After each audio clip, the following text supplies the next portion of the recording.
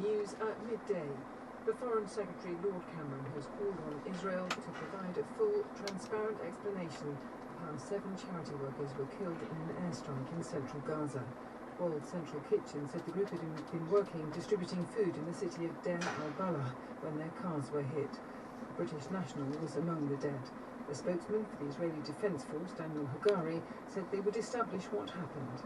We have been reviewing the incident in the highest levels to understand the circumstances of what happened and how it happened.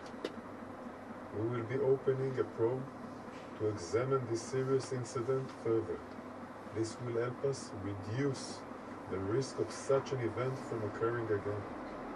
The Iranian president has said a suspected Israeli airstrike on the Iranian consulate building in the Syrian capital of Damascus yesterday will not go unanswered.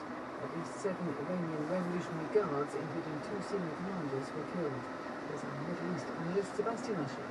Iranian officials have not only denounced Israel over the deadly airstrike in Damascus, but also blamed the US. It's reported that a US official has assured Iran that it had no involvement or knowledge in advance. Iranian proxy forces in Lebanon, Syria, Iraq and Yemen have all stepped up their attacks on targets linked to Israel and the US.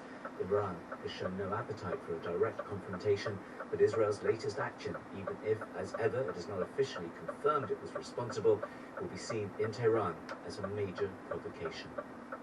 Police in Finland say a 12-year-old child has died and 2 others have been seriously injured in a school shooting. The suspect, who is also 12, has been detained. The shooting happened at a school in the city of Vantaa, north of the capital Helsinki. The UK and US have signed an agreement to work together to test the safety of advanced artificial intelligence. There's growing concern about the risks the technology could pose. Here's our senior technology reporter, Chris Valence. Some experts have speculated that powerful AI tools could be used to launch cyber attacks or assist terrorists in planning biological or chemical attacks. Some have controversially suggested they could even threaten human existence. Under the agreement, Britain's AI Safety Institute and its American counterpart will perform at least one joint testing exercise on a publicly available AI model. The UK has sought to take a leading role in the safe development of AI, but faces strong competition from the European Union. One of the UK's most wanted men is due to appear in court in Cheshire after nearly 30 years on the run. Richard Burrows faces charges of historical sex offences against children. More details from Sancha Berg. Richard Burrows was arrested at Heathrow on Thursday as he returned to the UK from Thailand. Now, aged 80, he'd been on the run for 27 years over offences allegedly committed decades before that. In 1997, he had been charged with 13 counts of sexual assault against children, committed between 1965 and 1971 in the West Midlands and at a children's home in Cheshire. Police have confirmed that was Danesford Boys Hall. 2 women who live next door to each other in Oxford have both celebrated turning 100 on the same day. Their neighbours gathered for a street party to wish them well. Happy birthday to you. Happy birthday to you. Josie Church and Anne Wallace-Hadrill have lived on the same street for more than 30 years. Mrs. Church said she was delighted the locals joined in the celebrations. I can't believe it. I mean, I'm so lucky. This road is to me exceptional. I know most of the people in it. They all seem to know me, and we're all so friendly. BBC News. This is BBC Radio 4, where it's time now for Call You and Yours with Winifred Robinson. Hi, welcome to our phone-in. We're talking about dynamic pricing today, so where prices change to reflect demand.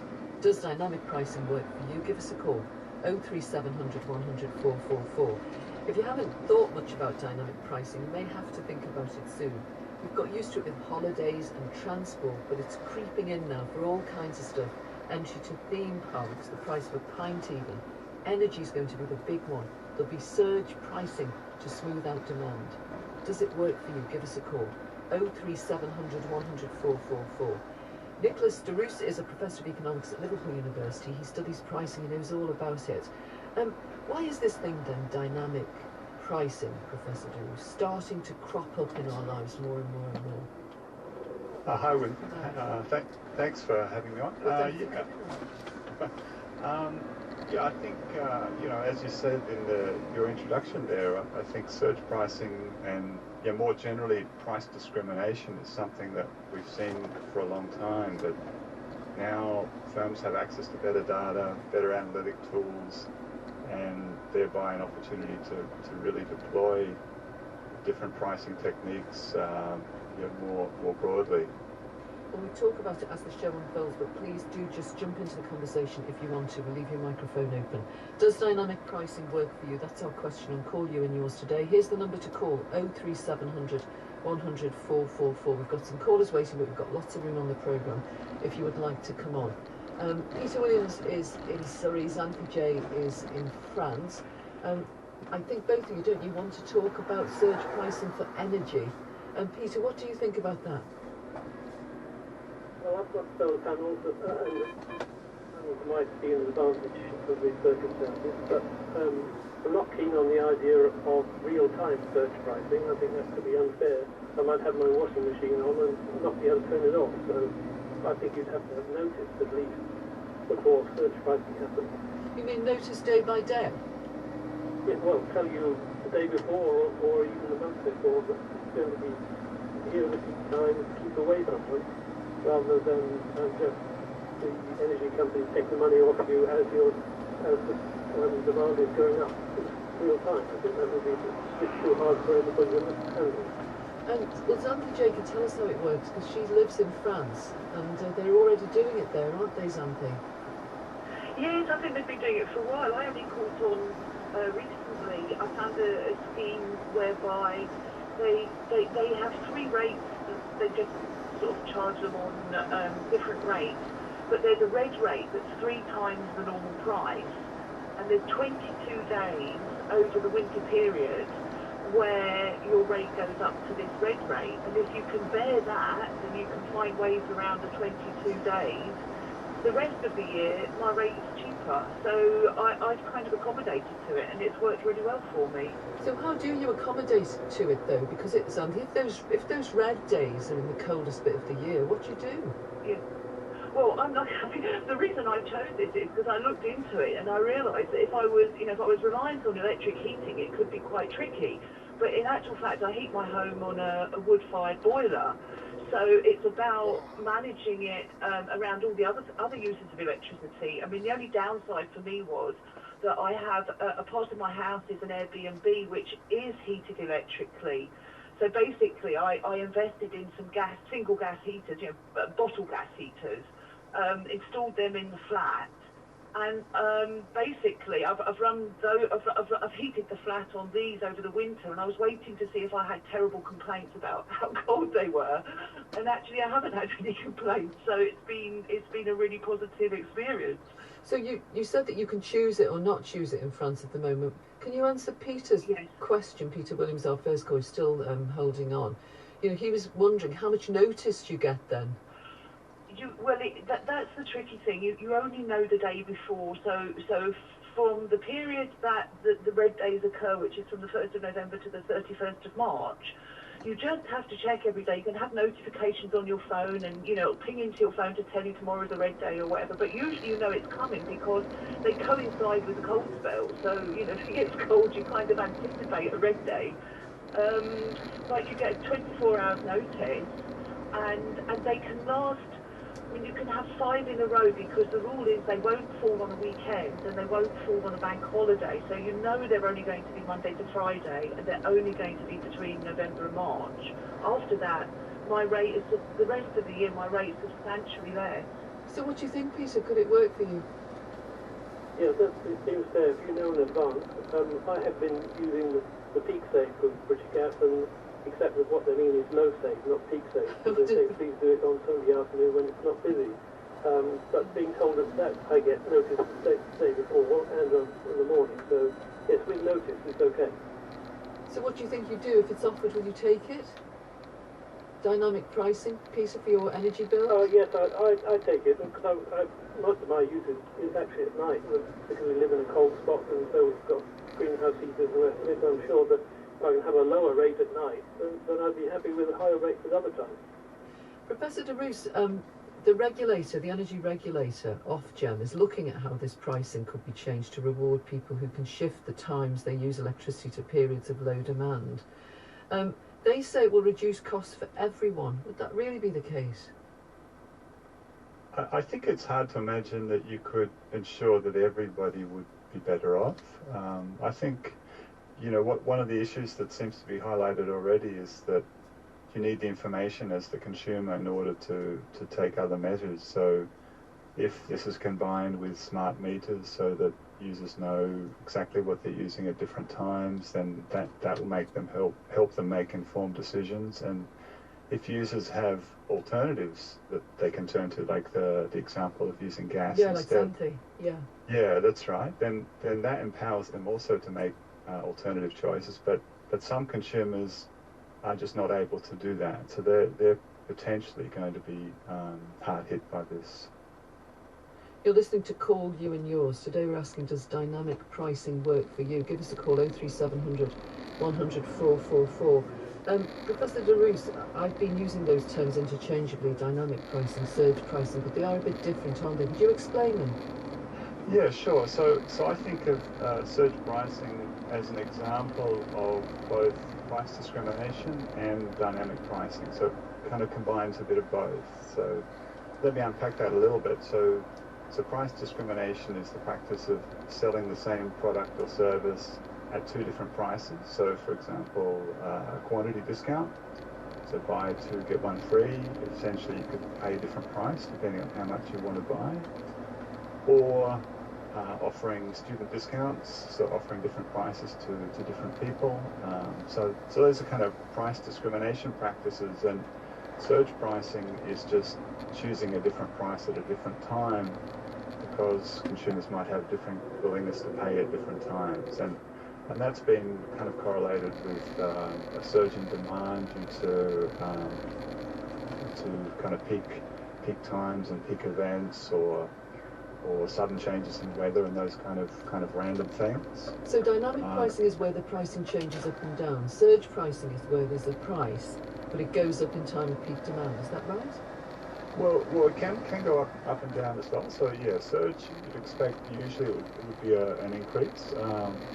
But yeah, so dynamic pricing could be a change in price due to reasons other than that price discrimination motive, where we've kind of, or the seller is segmenting the market and trying to sell at different prices, a higher price to those consumers who are able to pay that price or willing to pay that price, and a lower price to those consumers who are kind of more able to shop around. But dynamic pricing can also lead to changes in prices for other reasons. So like example of an airline, they will engage in price discrimination, but also as they sell tickets with their scarce seat capacity, they'll change the price kind of naturally over time, not necessarily as a surge due to peak demand or something like that, but just as a kind of marketing ploy. Well, no, it just as a business practice to best sell a scarce resource. So the number of seats on a plane is limited, and if they're selling quickly, then an airline might raise the price to try and extract as much revenue as possible from that. But if they're not selling at all, they may lower their price. I see. Yeah. So again, that's, I suppose, responding to demand. Yeah. No, that's right.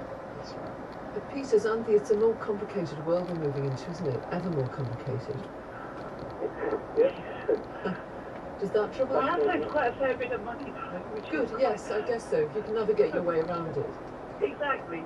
I don't think it would sold suit everybody. 13 years ago, and only this year am I going to break even. So it's taken a long time, these investments, but having the solar panels would, and maybe if the price suddenly went up, I'd get more for it, but not as I'm on the old feed-in tariff, which is already fixed. So I'd have to switch to a new tariff. But at least the smart meter allows that to be possible, because it does take readings very frequently. Peter Williams, Anthony J, thanks so much for that. Does dynamic pricing work for you? Give us a call, 03700 100 444. If you prefer to send us a message, you can email you and yours at bbc.co.uk. You can text us to 84844, or you can go on to X, where hashtag you and yours. Lots of messages coming in about energy pricing, and a few of them making this same point. This one's Margaret. I think surge is totally unfair for energy pricing because it's dependent on having a smart meter that works.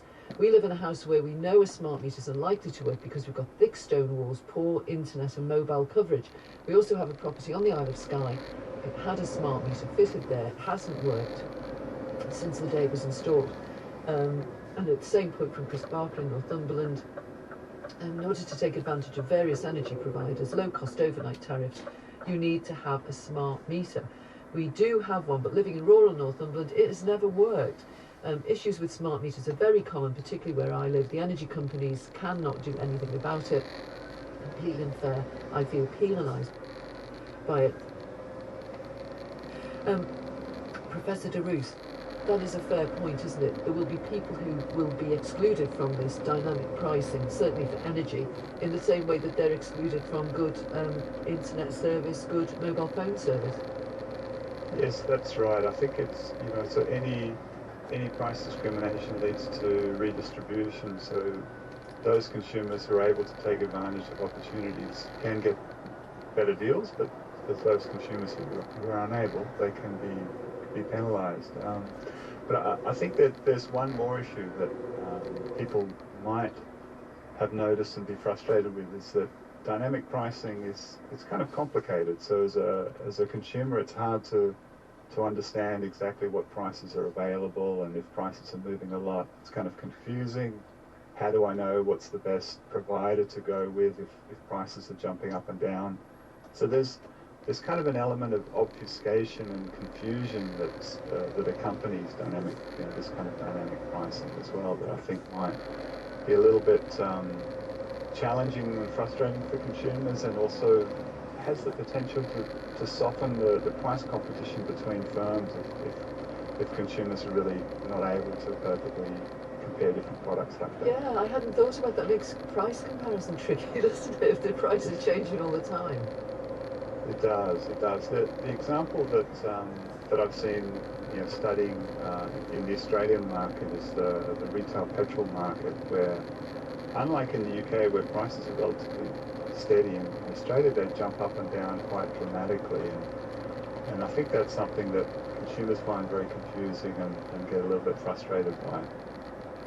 Does dynamic pricing work for you? Give us a call, 03700 100 444. Peter Lorimer is on a mobile, Miguel Pino is in Cambridge, and Bruce Abbott is in Plymouth.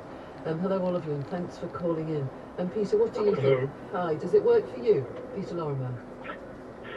It may have done, Winifred. I inquired with one of the holiday let companies to understand what their terms would be if I went with them for my cottage.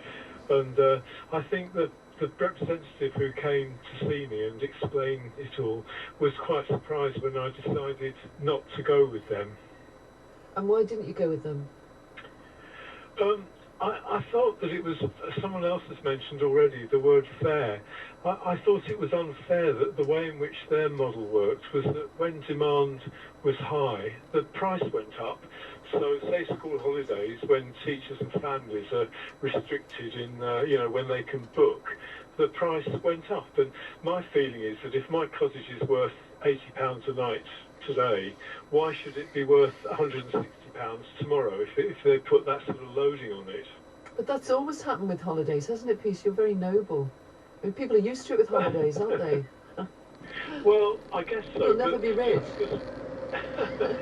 Well, I'm not in it to be rich, Winifred. I'm in it to provide, accommodation for people on holidays, and I look for good prices when I go myself with Airbnb, and I don't see why a company should be encouraging those of us who own cottages to make even more money than we might be making without them.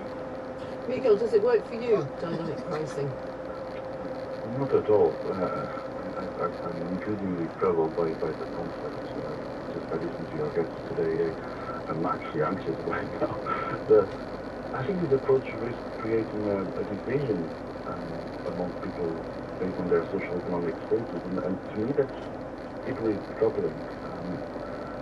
Regarding, for example, the days out, we heard about theme parks recently. Yes, Merlin Group, sorry to interrupt, just in case people don't know, recently announced, didn't they, that they are going to do this dynamic pricing for entry to some theme parks. Yes, and they own most of the big entertainment theme parks and museums in Alton the country. Towers, isn't it? So, and Notting Tucson. Exactly. Go on, sorry. For example, sorry. Let's say, for example, on a sunny day, I would say most people will end up paying more because it's sunny, people won't go out, and I can see the companies raising the prices on those days. So ultimately, beautiful summer days will become accessible mainly to middle and upper classes. And some will say, oh yes, but the prices also go down. And I can bet the prices will go down on a school day. And Bruce, we will take advantage of that. Yes, let me bring Bruce in, Bruce Abbott in Plymouth. What do you think? Would surge pricing work for you? Hello. Hello. Hello, it's Bruce here. Yeah, hi. Will surge pricing work for you, Bruce? I don't know. I'm very worried on behalf of people with disabilities. I had polio in 1947, and I have a circulation problem in the lower half of my body. I need to be kept warm, as do a lot of frail, elderly or disabled people. If this surge pricing is going up and down like a yo-yo, how are we going to monitor it? How are we going to know whether we can still afford it? It worries me. There's not enough. And as a cautious person, it usually means that whatever they do, we're going to be paying more, and they're going to be making more profit. Well, that's a very interesting idea, isn't it? Because I suppose we've kind of got used to that now, haven't we? The idea that these kind of algorithms, all this data gathering, makes businesses more profitable. There's nothing wrong with profit. I guess it's just a question of the degree. There's nothing wrong with profit as long as it's not in price gouging. Yeah. That's the bit that worries me. And how are they going to deal with or provide a service to vulnerable people, to the elderly who are not going to be able to cope with some of this moving from one surge price to another to a lower price. I mean, I can't sort of run out and get I can't spin on a sixpence, so I don't know when it's going to be up, whether it's going to be down. I mean, I don't think we have enough knowledge. I don't think we have enough information. Bruce, we just had an email from a woman in Chester called Rachel who has ovarian cancer, and she says, I've put up with being cold most of the winter, but elderly and disabled people may have no choice as to when they need heat, so it's exactly the point you're making. All specialist equipment might need to be switched on. I think we'll end up paying more for our energy to subsidise reductions for other people. Many of them will be better placed to afford energy in the first place. She says the potential of a two-tier pricing system which could disadvantage the vulnerable, even if it's unintentional, seems unjust to me. I guess, Miguel, that's your point, isn't it? It's the thing that worries you, that money will be, the price advantage will all be for the wealthier people. Absolutely. We are talking about in the future restaurants, cinemas, theatres, museums, theme parks, pretty much everything. And ultimately this will take, it's almost like only people on higher incomes will have the freedom to have spontaneous getaways or weekends or days out. It's almost like, I can imagine a mother, for instance, with a child limping at the door of the cinema and saying, I'm very sorry, there are a lot of people here today, the film is very popular, we can't afford the tickets today. I just can't, sorry. No, I wanted something else really, and maybe Professor Nicholas de Roos can tell us about this. One of the biggest pub chain in the UK has put up the price of a pint with this dynamic pricing on certain days by 20p a pint, basically because I guess they can. You know, they're probably tourist pubs where people don't know what the regular price is, I don't know. But it is possible, isn't it, that companies could track you online in your spending, or track you in the shops with your spending. Couldn't they put the prices up to what they know you're prepared to pay or what you usually pay? So in fact, could wealthier people be penalised? Well, yes. You know, if a seller has more information and the ability to set their own prices, then they have an opportunity to raise their price if they know you're willing to pay that. I think this is kind of like the classic example of the used car salesman who asks a lot of questions to find out exactly how much you're willing to pay, how much research you've done, how much you're willing to shop around. And once they have that information, then they use that to bargain, to negotiate, perhaps a high price for you. So that kind of story's always been around, but now there's an opportunity to kind of deploy that at high scale. At scale, if firms have great data on people and the tools, the analytic tools to be able to use that. Going back to Bruce's point, he's worried that he can't shift his energy use. It's the same point that was made in that email. Ofgem have just put out a kind of ideas paper about this. I mean, assuming that they will look after people like Bruce, what might they do? Yeah, that's a good question. I haven't read the report, but it's as an economist, I'm always worried about unintended consequences. If you intervene in one way, it can have all sorts of different unexpected flow-on effects. But you'd think at the least, to be informed about the types of consumers who have inflexible needs for energy, who are unable to switch providers and to rapidly change their usage, then at the least there should be account of potential price impact on these people, and there are potential remedies from just the most direct way would be just to provide better welfare support for people who find themselves to be vulnerable in this situation. It tends to take a long time, doesn't it? That's not kind of magic wand stuff, is it? Governments don't act quickly, do they? It has huge consequences if you raise, support for groups of people all at once. No, that's right. Shy of that, price regulation, I guess, is possible. I'd be curious to see what's exactly what's written in the report. Bruce, are you on any kind of special tariff now? Because there are tariffs, aren't there, available? No, You're not? No. I did my tariff a couple of years ago, and I'm on a fixed tariff until October of this year. So I'm starting to look around, but I'm not having it yet. The thing that concerns me is that everybody's comparing it to surge pricing in the market, where you can buy your cinema ticket or theatre ticket. You can't do that if you're disabled. You've got a minimum number of suppliers. How do you change it? And that's what worries me. I'm not sure we have enough information.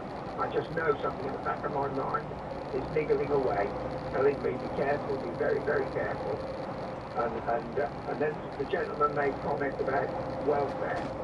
We know from experience that any contribution to welfare never covers the cost of the actual service. So we're starting to get even more into more poverty. We're struggling as it is. Now there needs to be some recognition of that. Why should welfare pay for it? Why should the state pay for it?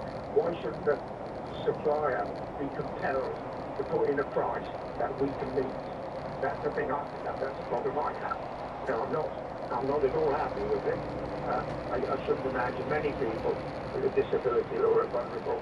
And people who only get a carer twice a week coming in, how do they get that carer to help them to make a change if they want to make a change in their supplier? And what about people who aren't on the internet? There's a whole load of things that could go wrong. And this gentleman said about unintended consequences. I don't imagine he's ever experienced, I don't know, but I would imagine he's never had much chance to experience any of them.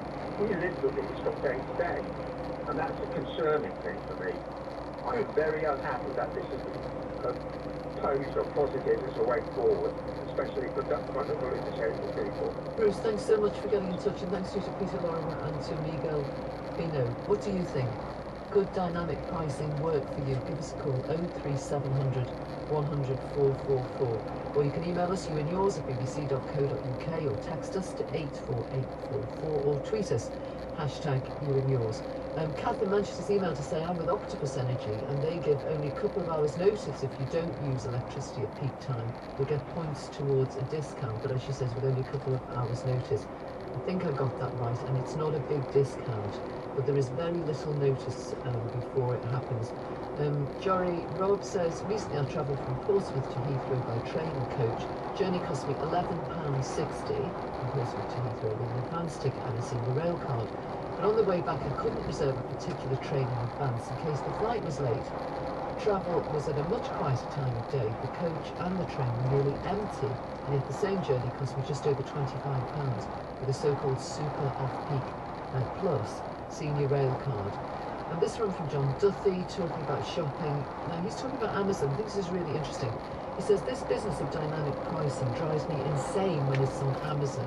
I'm a household so reliant on companies like this, but if you buy a product a few times or write a favourable review about it, the next time you look, it's 50% more expensive in my experience. So you ignore their adverts for an item for a couple of months, buy it elsewhere, and slowly the price will get back to where it was before. Seems really immoral to me. It prevents me from writing reviews for some products.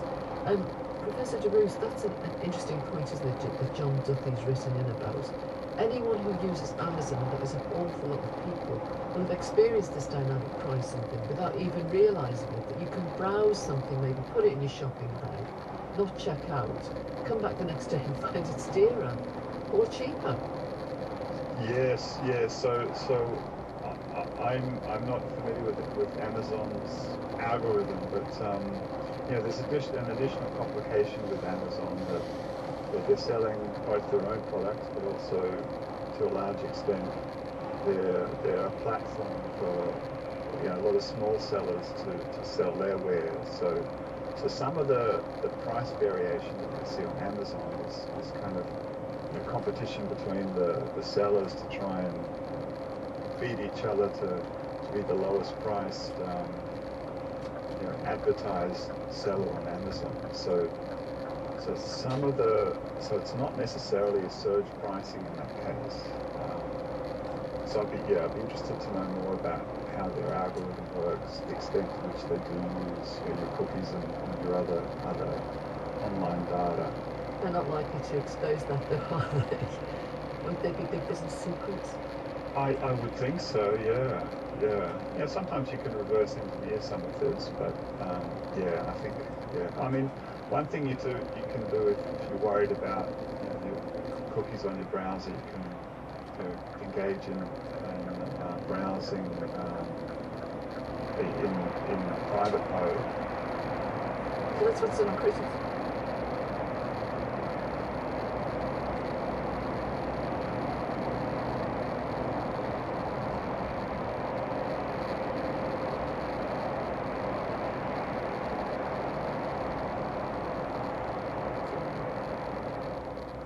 Yeah, sometimes you can benefit and sometimes not.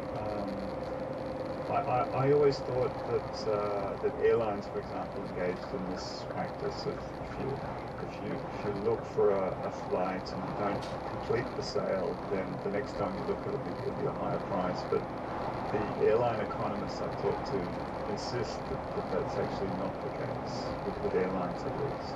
It's definitely true that if you shop for insurance and the time is running out, you won't get the deals because they know that you've got to buy some insurance. That is definitely true. Right. Okay, lovely. Thank you for that. As I say, just jump in anytime you want to in this conversation, Professor. Does dynamic pricing work for you? Here's the number to call: 03700 100 444. We've got Clive Rickards on the Isle of Wight, David Norman in Kent, and Roy Anderson, who's calling from Germany. Clive Rickards, does dynamic pricing work for you? Well, living on the Isle of Wight, we're held hostage by the ferry companies because there's no way of getting on and off the island unless you go by ferry, so we've no choice. So in that sense it doesn't work. So what do they charge you for the ferries? Well, the most recent one that I booked some weeks ago for a week visiting my sister in the north, and I couldn't get a cheaper price than £200. Wow, that is a lot of money. That is ouch, isn't it? How did that happen? I mean, what's the cheapest they do sell them? Well, on the plus side, I must say that Red Funnel runs a discounted service if you're travelling for national health. So if you have a medical appointment? If you have a medical appointment on the mainland, I had to travel to Birmingham Royal Orthopaedic Hospital a while ago, and the same journey cost me £30. Yes, I think that the Isle of Wight ferry companies say that something like 75% of their bookings would be made with some kind of a discount. But there was no discount available to you. Yes, that was with the discount. No, the £200. Yes. Gosh. Yes. So it's. Can I ask? Is there a time of day where it's cheaper to travel, or is there a day of the week? Yes, it does depend on the time of day. That's the whole point. But if you're a bit stuck, because you have to be somewhere by a certain time of day, then you have a problem.